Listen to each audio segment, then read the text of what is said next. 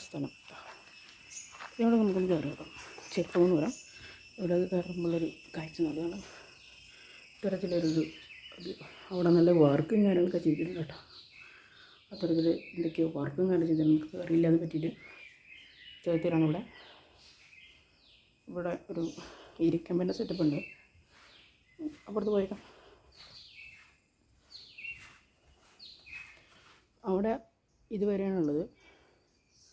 Okay, പഴയ Indian സെറ്റപ്പാണ് ഇവിടെ. തീർച്ചയായും ഇവിടുത്തെ ഒരു ഫുള്ളായിട്ടുള്ളൊരു ഇതെന്ന് പറയുന്നത്. ഡോർ കുറച്ച് നല്ല ഹൈലൈറ്റ് ചെയ്തിട്ട് അവിടെ എന്തൊക്കെയോ വർക്കും കാര്യങ്ങൾ ചെയ്തിട്ടുണ്ടെന്ന് ഞാൻ പറഞ്ഞു. ഇനിയിപ്പോൾ ഇങ്ങോട്ട് പോയേക്കാം. അവിടെ വെള്ളമൊക്കെ വരും. ഇവിടെ റിനോവേഷൻ വർക്കാണെന്നുകൊണ്ട് ഇവിടെ താമസം തുടരാനുള്ളൊരു സാധ്യത കൂടുതലാണ്. അതിൻ്റെ ഭാഗമായിട്ട് ഇവിടെ വർക്കും കാര്യം നടന്നുകൊണ്ടിരിക്കും. ഓക്കെ, താഴെപ്പോഴാണ് ഇങ്ങനെയൊരു ഇതിൻ്റെ ഒരു മൊത്തത്തിലൊരു ഇത്.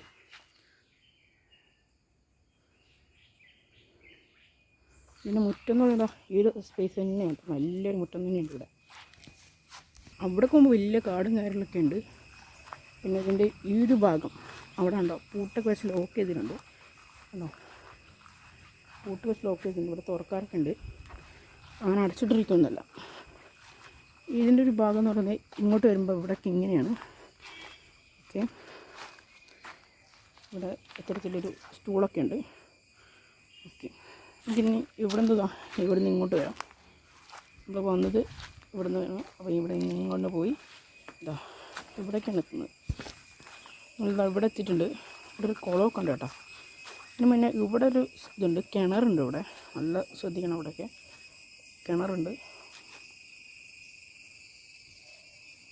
ഈ കാണുന്നത് ഒരു കുളത്തിൻ്റെ ഒരു സെറ്റപ്പാണ്. കുളത്തിലേക്ക് കാണിച്ചാൽ നമ്മളിപ്പോൾ ഇറങ്ങി വന്നത് അവിടെ നിന്നാണ് കേട്ടോ. അവിടെ നിന്ന് ഇറങ്ങി നമ്മളിതാ ഇവിടെ എത്തി. കുളത്തിലേക്ക് കയറുന്ന ഒരു ഡോറും കാര്യം ഇവിടെയാണ്. ഇവിടെ ഒരു ജനലുണ്ട് കേട്ടോ.